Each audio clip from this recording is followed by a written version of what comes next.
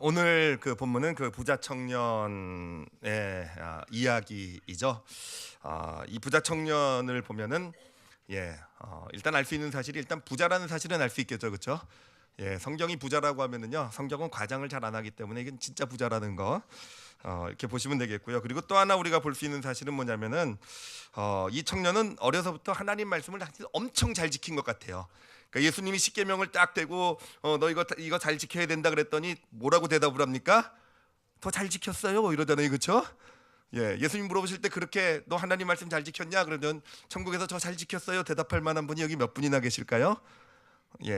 모두가 그러실 줄 믿습니다.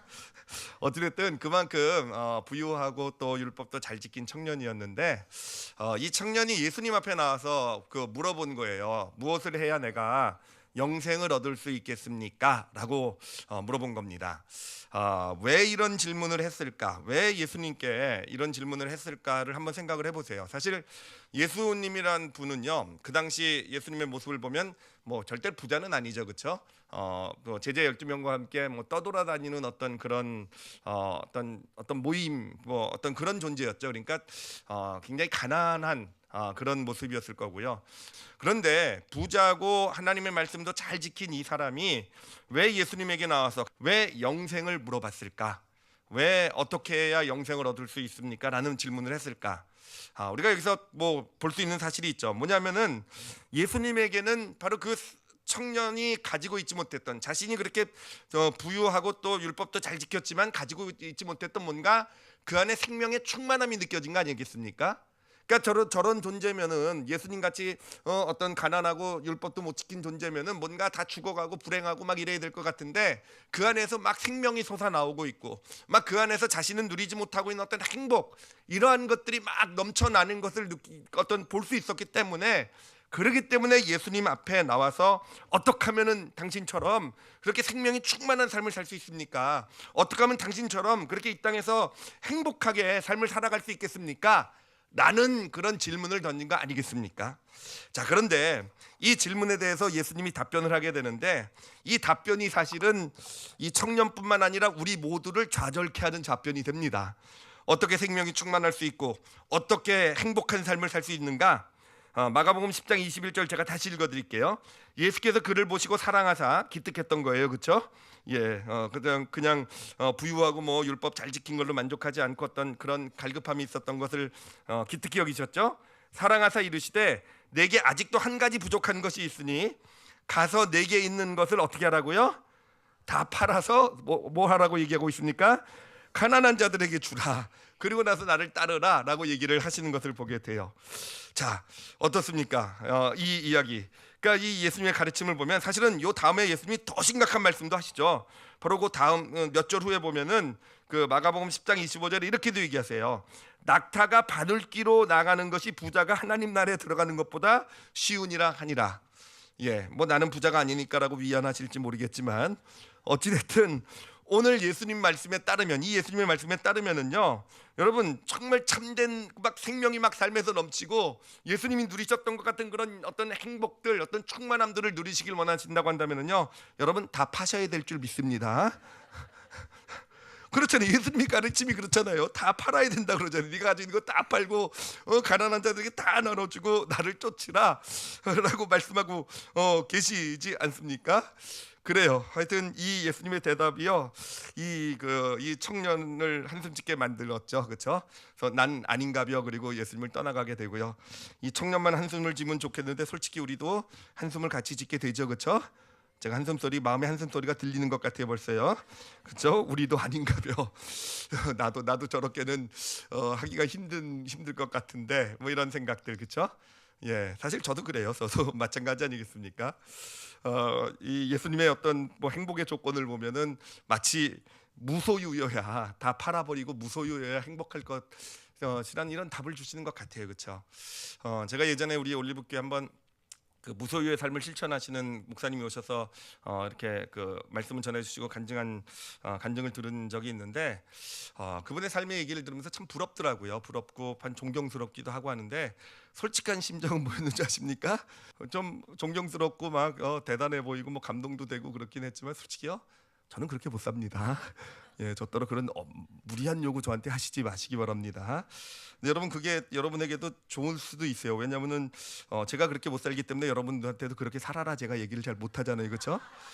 그러니까 이거 여러분에게 유익할 수도 있는 거. 근데 어찌됐든 참 왜 예수님께서는 이런 어려운 요구를 하셨을까 하는 거예요. 어떤 생명의 충만함을 누리기 위해서, 정말 진짜 참된 행복을 누리기 위해서는 왜 이 부자 청년에게 자신의 소유를 다 팔아서 가난한 자에게 나눠주고 나를 따르라라는 이런 말씀을 하셨을까라는 것입니다. 근데 이 말씀을 사실은 얼마 전이에요. 우리 성도가 저에게 책을 한 권을 줬는데 그 책을 읽다가 이 말씀, 이 예수님의 가르침의 의미에 대해서 깨달음을 받게 되었어요. 진짜 예수님께서 주시는 것 정말 이 세상에 그러면 무소유를 실천할 수 있는 몇몇 사람만 그 예수님이 누리셨던 그런 행복을 누리는 것이 아니라 사실은 정말 이 가르침이 주고 있는 진짜 우리에게 하나님께서 주시길 원하신 어떤 그 행복의 원리, 어떤 생명이 충만한 삶의 원리를 담고 있는 가르침이 바로 이 가르침이 되더라고요. 이 가르침의 의미는 뭐냐면은요, 이 부자 청년에게 그 예수님께서 원하신 그 가르침 주신 그런 어떤 원리, 믿음의 핵심 원리는 뭐냐면은 결국은 너의 소유를 팔아서 바로 이 경험을 사라라는 그런 가르침이었더라고요. 너의 소유를 팔아서 경험을 사라라는 것. 즉, 이 청년이 가지고 있는 재산, 많은 소유가 있잖아요. 그것을 가지고 가난한 사람들을 도와주고, 그래서 그들의 삶이 다시 소망 가운데 서게 되고, 또 본인도 그런 어떤 베풀고 나누는 삶 가운데 경험하게 되는 어떤 그런 것들이 있지 않겠습니까? 바로 너의 소유를 가지고 그러한 경험을 사라는 겁니다. 더 나아가서 너의 소유를 가지고 어떤 그런 그 예수님을 따르는 그런 경험을 살아. 그것이 바로 너에게 생명의 충만함을 줄 것이고 이 땅에서 행복을 가져다 줄 것이다 라는 그런 그 원리를 알려주고 계신 것이더라고요. 즉 우리의 삶의 목적이요, 예수님이 이 말씀을 통해서 우리에게 주시는 것은 우리의 삶의 목적이 소유가 되어서는 안 된다라는 거예요. 소유가 우리 삶의 목적이 되었을 때는 그것이 우리를 진짜 참된 행복, 어떤 생명의 충만함으로 인도하지 못한다라는 거. 우리의 목적은 뭐가 되어야 되겠는가? 소유가 아니라 경험이 돼야 된다라는 거예요. 소유라는 것은 무엇이냐? 소유는 그 자체가 목적이 아니라 우리에게 어떤 경험, 이 경험을 소유니까요, 산다는 표현을 쓰는 거죠. 경험을 사는 수단이 되어야 된다. 너가 가진 것을 가지고, 너가 가진 어떤 물질을 가지고, 너가 가진 어떤 시간을 가지고 결국은 경험을 사는 그런 삶을 살아갈 수 있게 될 때 바로 그 충만함을, 그 어떤 삶의 충만한 삶의 행복, 이것을 누릴 수 있게 된다라는 것. 이것이 바로 예수 그리스도의 가르침이 이 부자에게 주신, 또 우리에게 주시는 가르침이 되는 것입니다. 자, 그러면은 제가 이 원리를요 좀 더 구체적으로 좀 설명을 해드리도록 할게요. 정말 예수님께서 그 말씀하신 것이 사실인지, 또 우리가 과연 소유하고 경험의 차이도 좀 무엇인지 좀 생각해 보면서 또 그러면은 어떻게, 또 왜 소유로 경험을 사야 되는지에 대해서도 그 세 가지를 제가 크게 좀 세 가지를 함께 나눠보도록 하겠습니다. 첫 번째로요, 이 소유와 경험의 차이에 대해서예요. 첫 번째로 뭐냐면요, 여러분 소유라는 것은 우리에게 비교라는 것을 불러일으키게 돼요. 소유라는 것. 근데 경험은요 우리에게 비교를 불러일으키지 않는다라는 겁니다. 사실 이거는 조금만 생각해봐도 너무 명확하게 알 수 있어요. 여러분 소유를 하게 되면은요, 소유는 이 본질적으로 이게 뭔가 우리가 가질 수 있는, 측정할 수 있는, 뭔가 계산하고 셀 수 있는 것 자체가 소유 아니겠습니까? 그렇기 때문에 소유는요 아주 비교가 쉽게 일어나요. 비교가 아주 쉽게 일어나는 것. 예를 들면은 뭐 아파트라든지 뭐 자동차라든지 아니면 어떤 뭐 제품을 샀다라고 했을 때 여러분 어떻습니까? 소유한 그 순간부터 뭐를 하기 시작하게 됩니까? 비교하게 된단 말이에요. 내가 아파트 사가지고 기분이 참 좋았어요. 행복했어요. 그렇죠? 근데 조금 지나고 나면 뭐가 보입니까? 더 큰 아파트가 보이지 않으십니까? 자동차를 갖고 처음에는 와 내가 자동차가 생겼어, 나도 드디어 자동차가 있어라고 딱 보니까 옆에 같이 그래서 행복하게 운전하다 보니까 어떤 차가 보입니까? 그렇잖아요. 그렇죠? 예, 어떤 물건을 사도 내가 갖고 싶은 물건을 샀는데 보니까 누구는 더 좋은, 더 뭐 명품 뭐 이런 걸 가지고 있단 말이에요. 그렇죠? 그러니까 이 소유라는 것은요, 근본적으로 무엇을 불러일으키냐면 비교라는 것을 불러일으킨다는 겁니다. 그리고 여러분, 우리를 불행하게 만드는 사실은 가장 큰 게 이 땅을 살아가면서 행복하고 만족하지 못하게 만드는 가장 큰 요소가 뭐겠습니까? 바로 비교 아니겠습니까? 그런데 생각해 보세요. 여러분, 경험이라는 것은요, 굉장히 주관적인 거예요. 그렇죠? 굉장히 주관적이고 이게 그러니까 객관적으로 뭔가 이걸 측정할 수 있는 게 아니잖아요. 1, 2, 3, 4 가치로 측정할 수 있는 게 아니잖아요. 그 어떤 경험이라는 것은 실체, 소유처럼 어떤 실체가 존재하고 있는 게 아니잖아요. 그렇기 때문에 이 경험을 보면은, 경험은요, 사실은 이 비교라는 게 쉽지 않아요. 비교라는 게 쉽잖아요. 예를 들면 지금 겨울철이죠, 그렇죠? 예, 겨울철이에요. 그래서 바깥에 나갔다 오면 아주 춥습니다. 근데 집에 들어와 가지고 이제 따뜻한 물로 샤워를 한다고 생각을 해보세요. 벌써 느낌이 어떻습니까? 예, 물줄기가 그냥 뜨거운 물줄기가 그냥 목줄기 착 하고 내려갈 때 이 목줄기로부터 뭔가 이게 느껴지는 거 있죠. 뭔가 시원하면서도 따뜻하면서도 기분, 뜨거운 물로 겨울철에 샤워를 딱 하면서, 혹시 옆집이랑 비교하는 분 계십니까? 옆집 물이 더 따뜻하지 않을까? 옆집 물로 샤워했으면 내가 더 뭔가 그 기분 좋지 않을까? 이게 경험이라는 거는요, 이게 참 비교하고 싶어도 하기가 힘든 게 바로 경험이라는 거예요. 제가 또 그 생각을 해봤어요. 이제 자녀를 키우는 거를 생각을 해봤어요. 근데 보면은요, 갓난아기가 태어났을 때, 이 갓난아기가 태어난 그 애를 안고 오는, 교회를 안고 오는 부모들을 보면은요, 다 행복해요. 진짜 다 행복해요. 다 그냥 아이 보면 그냥 눈에서 행복이 뚝뚝 떨어져요. 그냥 너무 행복하고 너무 기뻐요. 근데 왜 그렇게 행복할까라는 것을, 왜 행복하겠습니까? 그 아이가 주는, 그 아이와 함께하는 그 경험이 있잖아요. 그렇죠? 그 경험이, 이 갓난아기를 키우기가 참 신기한 게, 갓난아기를 키우면서 딴 갓난아기랑 자기 아기를 비교하는 부모를 잘 못 본 것 같아요. 그렇죠? 우리 갓난아기는 왜 쟤보다 코가 작고 왜 눈은 이렇게 삐뚤어지고 그래서 불행하다, 이런 부모 못 본 것 같아요. 왜 그럴까 생각을 해보면은요, 이 아기를 태어났을 때 보면 이 아기와의 경험, 이 경험을 마음에 담기 때문에, 이 경험을 가지고 자신의 마음을 담아가기 때문에, 그렇기 때문에 비교하지 않고요. 그렇기 때문에 행복한 거더라고요. 그런데 여러분, 아이가 나이 들기 시작해서 예를 들면 학교 가고 이렇게 되게 되면은요, 아이 때문에 늘 행복한 건 아니시죠, 그렇죠? 불행을 많이 느끼시죠, 그렇죠? 왜 안 그러십니까? 왜 그렇게 됩니까? 언제부터 그런 게 시작이 되게 되겠습니까? 아이와의 경험이 중요해진 것이 아니라 아이를 하나의 소유처럼 생각하게 되었을 때예요. 즉, 다시 말하면 소유처럼 생각하게 되었다는 건 뭐냐면, 아이를 바라볼 때 뭔가 측정할 수 있는 것을 기준으로 바라보기 시작하게 됐다라는 거예요. 가장 대표적인 예가 성적이겠죠, 그렇죠? 예, 성적으로 아이를 보고 아이와의 어떤 그런 것을 성적으로 아이 관계를 판단하게 될 때요, 어떻게 됩니까? 결국은 비교부터 일어나게 되잖아요, 그렇죠? 그러니까 아이가 이미 어떤 나에게 소유처럼 변해가게 됐다는 것이고, 그렇게 비교가 이루어지게 되면 결국은 행복하지 못하고 어떤 불행한 어떤 이런 것을 느끼게 되는 거 아니겠습니까? 그래요. 소유가 되는 순간, 어떤 것을 소유로 바라보는 순간에요, 우리는 참 많이 불행해져요. 물론 행복을 잠시 느끼지는 모르겠지만, 곧 비교가 올라오고 불행해지는 게 우리의 모습 아니겠습니까? 그런데 어떤 것이 경험이 되게 되었을 때는요, 경험을 가지고 있게 되었을 때는 경험을 가지고 바라보게 되었을 때는 비교가 안 되기 때문에, 이 경험이 가져다주는 어떤 그런 행복들, 주관적인 그런 행복들을 누릴 수 있는 그런 삶이 되어져 가는 것이죠. 무소유의 삶이 부러운 가장 큰 이유가 뭘까를 생각해 봤더니, 이 무소유를 가지고 있는 사람에게 가장 부러운 것은요, 가진 것이 없기 때문에 비교를 안 하는 것이더라고요, 보니까.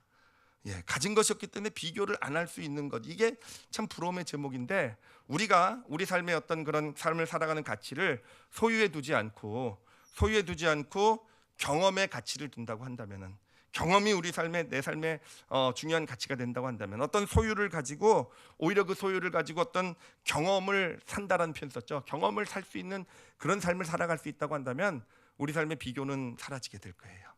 그렇죠? 그리고 우리가 어떻게 보면 더 이 땅에서 똑같은 모습의 삶이라 한다 할지라도, 똑같은 분량의 소유라 한다 할지라도 더 큰 행복을 누리는 삶의 비결이 바로 여기에 있지 않겠습니까?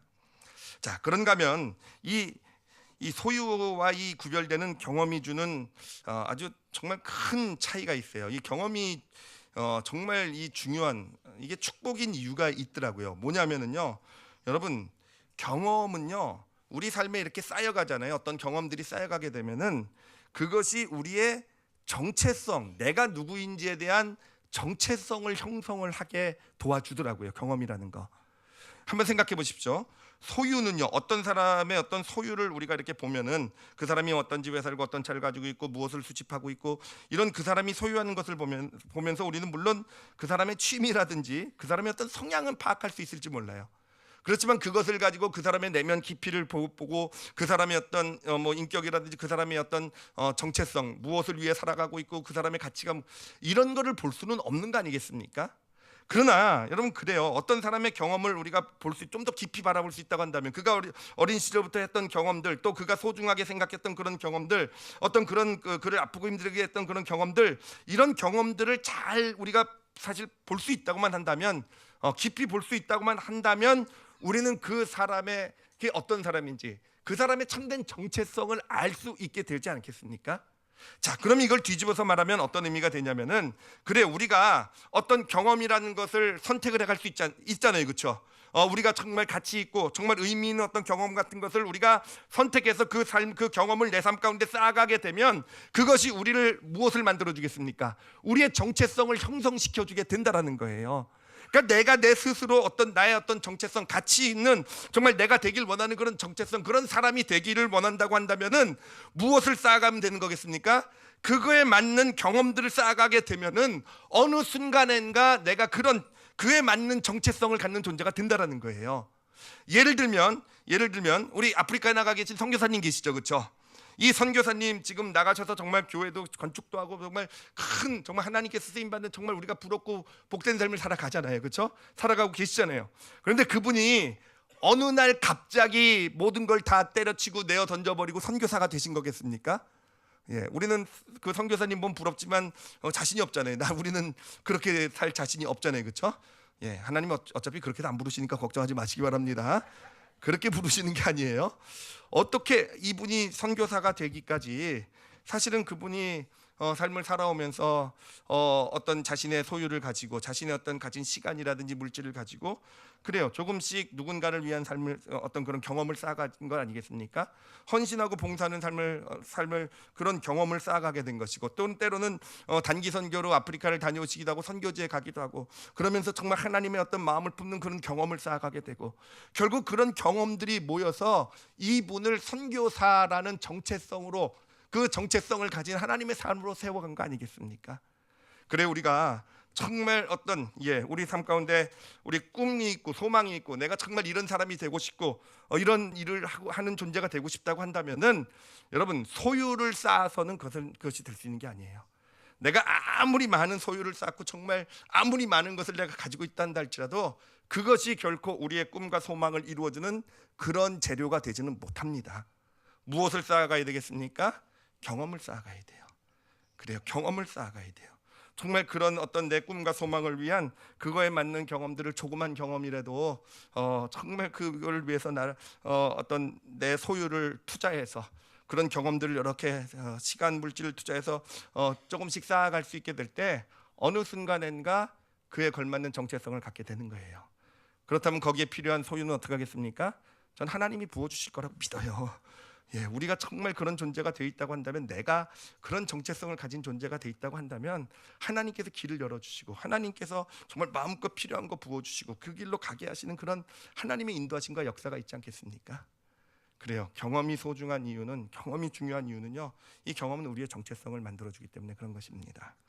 자, 세 번째로 경험이 이 그 소유와 구별되는 것은 뭐냐면은 경험은요 우리 삶에 이야기를 만들어줘요. 이야기를 또 함께 나눌 수 있는 거죠. 이야기는 함께 나눌 수 있는 이야기를 나눠줍니다. 여러분 잘 생각해 보세요. 아니 어려운 문제도 아니에요. 여러분 우리가 이제 크리스마스고 뭐 연말 연시면 가족들도 만나고 막 이럴까 여러 사람 만나지 않겠습니까? 그런데 그런 만나서 사람들과 만나서 대화를 하는데 대화의 주제가 소유가 되면은요 그 대화는 어떻습니까? 소유가 대화의 주제가 되면은요 그 대화의 자리는요 굉장히 불편해지죠, 그렇죠? 입을 열 때마다 자기의 소유에 대해서 얘기하는 사람은요 여러분 어떻게 하고 싶으십니까? 예, 그런 사람은 왕따 아니면 은따가 돼요. 은따. 은따 뭔지 아시죠, 그렇죠? 예, 은근히 따 돌리는 거. 예, 나보다 지위가 높든지 뭐 이렇게 이런 분이어서 내가 피할 수는 없지만 그래도 가능하면 같이 하고 싶지 않은, 그렇잖아요. 근데 여러분 경험은 없었습니까? 경험은요 우리에게 이야기를 줘요. 그러니까 함께 나눌 수 있는 이야기를 제공을 해주는 게 경험이라는 거예요. 그리고 무엇보다도 이 경험이라는 것의 특징은 뭐냐면요, 아주 함께하는 임이라는 아주 그 요소를, 경험은요 함께라는 요소를 가지고 있어요. 그러니까 예를 들면은 그러니까 쇼핑을 예를 들도록 할게요. 이제 저랑 저 아내가 쇼핑을 이제 가게 되잖아요. 쇼핑몰에 쇼핑을 가게 되면은 우리는 입구에서 딱 헤어집니다. 딱 헤어져서 저는 어디로 가냐면 저는 책방으로 가요. 그래서 거기 서점에 가가지고 거기서 책도 보고 거기서 잘 책들 고르게 되고, 제 아내는 뭐 전 관심도 없어요 어디 가는지.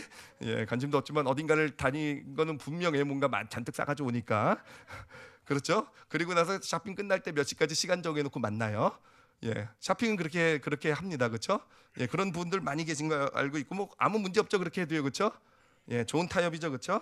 근데 여러분 등산을 갔다고 생각해 보세요. 근데 등산을 같이 갔는데 나는 저 봉우리가 마음에 드는데 아내는 저쪽 봉우리가 마음에 든대요. 아, 좋아, 그럼 우리 각자 올라갔다가 저기 내려가서 몇 시에 만나자. 이렇게 하시는 거 보신 적 있으십니까? 아니잖아요, 그렇죠? 이게 소유와 경험의 아주 결정적인 차이예요. 그래서 소유는요 자기를 강화시키는 게 소유예요. 나를 강화시켜 나가는 게 소유라고 한다면은, 여러분 경험은요 관계를 강화시켜 나가는 게 바로 이 경험이 되는 거예요. 그래서 우리가 풍성한 경험을 가지면 가질수록 우리의 삶은요 아주 많은 이야기로 채워지게 돼요. 그래서 삶을 경험이 많은 사람들은요 그 삶을 돌아볼 때 많은 어떤 의미 있는 기억들을, 이야기들을 가지고 있는 사람들 아니겠습니까? 그리고 함께한 경험은요 그 관계를, 그 다른 어떤 것이 아니라 바로 이 경험이, 함께한 경험이 그 관계를요 튼튼하게 세워지는 기반이 되어져 가는 거예요. 비록 어려움이 있고 문제가 있어도 어떤 실패 가운데 어떤 이런 그 좌절을 겪어도요 결국 그런 것들을 지탱해 주는 것은 무엇입니까? 그래, 우리가 얼마나 많은, 우리 집에 재산이 얼마나 많아서, 내가 가지고 있는 그런 물질이 얼마나 많아서, 그런 것들이 우리 소유가 우리의 관계를 지켜주는 걸 여러분 보신 적 있으십니까? 아니잖아요. 우리의 관계를 지켜주는 것은요 결국 함께한 경험이에요. 비록 힘들고 어려워도 그 가운데서 함께한 경험에 가장 큰 가치를 두고, 소유보다 경험에 더 가치를 두고, 또 사람과의 관계, 자녀, 아내, 남편 누구든지 관계 가운데서 정말 그 경험에 가장 큰 가치를 두고 함께하는 경험을 만들어가게 될 때, 예, 진짜 내 자녀에게 도움을 줄 수 있는 부모가 될 수 있는 거예요. 힘들고 어려운 순간에 진짜 위기나 어려움이 있어도 오히려 그 가운데 하나가 돼서 함께 이겨나갈 수 있는, 이 관계를 반석에 세워나갈 수 있는 그런 축복이 우리에게 주어지게 되는 것입니다. 오늘 우리가 크리스마스잖아요. 근데 크리스마스의 의미에 대해서 생각을 해봤어요. 그랬더니 크리스마스의 의미가 이렇게 이해가 되더라고요. 결국은 예수님은요 하나님이시잖아요, 그렇죠? 하늘에서 자신의 하나님으로서 누릴 수 있는 모든 특권을 다 가지고 계신 분이시잖아요. 그런데 그것을 다 내려놓으시고 이 땅에 오신 거 아니시겠습니까? 왜 이 땅에 오셨습니까? 우리와 함께하는 경험을 가지시려고. 예. 이게 바로 예수님이 이 땅에 오신 의미 아니겠습니까? 예수님은 자신의 소유를 다 팔아서 하나님으로서의 모든 특권들을 다 내어놓고, 그리고는 무엇을 사신 것입니까? 우리와 함께 하시는. 그래서 이곳에 오셔서 함께 아파하시고 함께 울고 함께 그 진짜 영혼의 깊은 필요를 채워주시는 그런, 바로 예수님의 어떤 공생에 이 땅에 오신 의미는요 자신의 소유를 팔아서 우리와 함께 하시는 경험을, 바로 그 경험을 사시려고 이 땅에 오신 거 아니겠습니까? 십자가의 의미도 결국은 그래요. 예수님의 자신의 소유인 목숨을 팔아서 온 인류의 구원이라는 그 구원의 경험, 그 놀라운 축복의 경험, 예수 그리스도와 함께하는 그 삶의 경험, 이 경험을 바로 사신 것이 바로 십자가의 구원의 의미가 아니시겠습니까? 그래요. 예수님께서는요 예. 오늘 우리에게 주신 예수님의 말씀, 우리 크리스마스 2018년도 크리스마스의 말씀의 주제는요 바로 소유를 가지고 뭐를 사라는 겁니까? 경험을 사라는 거예요. 그러니까 소유가 삶의 중심이, 목표가 되지 말게 하라는 거예요. 물론 필요하죠. 물론 필요하고 있어야 될 것이지만 그 소유를 가지고 우리가 경험을 살 수 있게 될 때 우리의 삶에 정말 하나님께서 주시는 진짜 놀라운 행복, 생명이 넘치는 삶의 그런 축복이 우리 가운데 임하게 될 줄 믿습니다. 잠깐 말씀을 한번 정리를 간단하게만 해드리면요, 여러분 기억하세요. 소유는요 우리에게 늘 비교를 갖다 줘요. 내가 비교하지 않는다. 아무리 결심해도요 곧 또 비교하게 되는 게 바로 소유의 우리의 마음의 중심이 가 있을 때 그렇습니다. 그러나 여러분 그 경험이 삶의 중심이 되면요 아예 우리의 삶이요 비교라는 영역에서 벗어난 삶을 사는 거예요. 그래서 크게 그렇게 노력하고 결심하지 않아도요 남과 비교하지 않게 돼요. 경험을 중심으로 살아가게 될 때 바로 그것이 경험이 가져다주는 축복 아니겠습니까?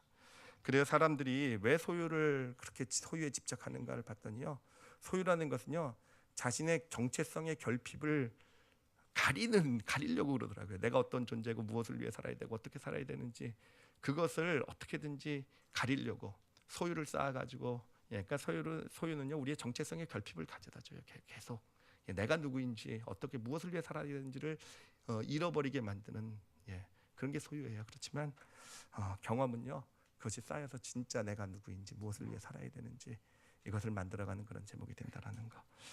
그리고 소유는요 소유는 자신을 강화시켜요. 소유가 중심이 될수록 주변에 사람은 없어질 줄 이건 믿지 않아도 돼요. 그냥 이루어지는 현상이에요. 그러나 함께하는 경험이 많아질수록 우리 주변은 더 많은 관계로 축복된 관계에 축복을 누리는 그런 복된 삶이 되는 것입니다. 우리 성도들 소유가 아니라 경험이라는 거.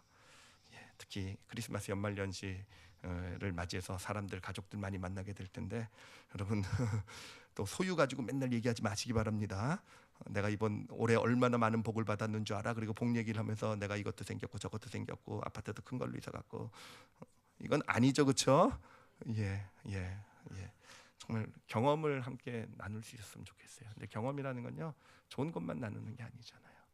그 걸어가는 과정들 이런 것들 가운데 함께 공유할 수 있는 거 아니겠습니까? 그 경험을 나누시는 우리 성도들 되시기 바랍니다. 가정에서도 그래 진짜 오늘 말씀 말씀에 다 묻혀서 자녀, 남편, 아내, 우리 가족들, 부모 무엇을 함께 공유하길 원하십니까? 무엇으로 그 가정을 세워나가길 원하십니까? 경험이에요, 경험. 그렇죠. 정말 그것이 영원히 남을 수 있는 거예요. 진짜 그것이 진짜 그 삶을 축복으로 세워나갈 수 있는 것이 바로 경험이 된다는 거. 그리고 저는 신앙생활의 성패도 거기 달려 있다고 봐요. 신앙생활을요 소유를 위해서 내가 뭔가 하나님으로부터 모든 걸 받고 좋은 것을 얻고 성공하고 이런 게 신앙생활의 목적이 되면은요 여러분 신앙생활하면서 불행하실 거예요. 하나님 무서워서 하나님을 떠나지 못하지만 아마 굉장히 불행하실 거예요. 신앙생활도요 경험이 목적이 되셔야 돼요. 하나님과 함께 하신 예수님은 우리와 함께 하시려고 이 땅에 오셨는데 우리는 예수님이 주시는 것만 바라보고 있으면 그게 뭡니까? 그게 어떻게 우리에게 신앙생활에 참된 축복을 가져다 주겠습니까? 그래요. 우리가 예수님과 함께하는 경험을 내 소유를 팔아서라도 그 경험을 우리가 신앙생활에서 쌓아가게 될 때 그것이 우리 삶에 정말 참된 축복, 행복, 생명을 가져다주는 하나님의 역사를 우리에게 허락하여 주실 것입니다. 소유가 아니라 경험이라는 거. 풍성한 경험을 가지고 또 올 한해 남은 한 해 또 2019년도 소유가 아니라 경험을 쌓아가실 줄 아는 그런 복된 한 해가 되시기를 예수님의 이름으로 축원합니다. 기도하시겠습니다. 이 시간 기도하실 때 우리가 올 한 해를 좀 돌아보면서 좀 내려놓을 것은 내려놨으면 좋겠고요. 또 감사할 것은 감사했으면 좋겠어요. 우리가 올 한 해를 돌아보면서 기억나는 게 무엇입니까? 소유입니까? 그건 좀 내려놨으면 좋겠어요. 이런 게 생기고 이렇게 승진을 하고 이런 차가 생기고 이런 집이 생기고 이런 것이요. 이게 진짜 감사의 제목은 아닐 거예요, 그렇죠? 그래요. 그거는 그냥 물론 감사의 제목이죠. 근데 진짜 우리가 감사해야 될 것은 올 한해 힘든 경험이라도 괜찮아요. 어려운 경험이라도 괜찮아요. 내가 믿음 생활하면서 하나님을 경험했던 그러한 것들, 내가 우리 가정과 우리 자녀와 아픔을 함께 나눴던 그런 경험들, 자녀의 힘듦을 평가하고 판단하는 위치가 아니라 함께 좀 그런 경험들 아니겠습니까? 부모 자녀가 또 남편 아내와 또 했던 그런 경험들, 그런 경험들이 진짜 우리에겐 소중한 것이고 감사하다라는 거. 우리 연약함은 하나님께 좀 내어놨으면 좋겠고요. 그리고 올 한 해 2018년도 생각해 보면 많은 경험들을 주셨을 거예요. 그 경험들 때문에 하나님께 감사하시는 그런 고백을 드리시기 바랍니다. 그리고 이제 새로운 한 해를 향해 나가게 되는데 진짜 내가 경험을 소중하게 여기겠습니다라고 고백하세요. 소유로 삶의 목적을 삼고 살아간 어리석은 자 되지 않겠습니다라고 고백하세요. 오히려 내가 가진 것을 가지고 경험을 살 수 있는 그런 참된 지혜를, 그런 지혜를 나에게 허락하여 주시옵소서. 우리 다 같이 자신을 위해서 잠시 통성으로 기도하시겠습니다.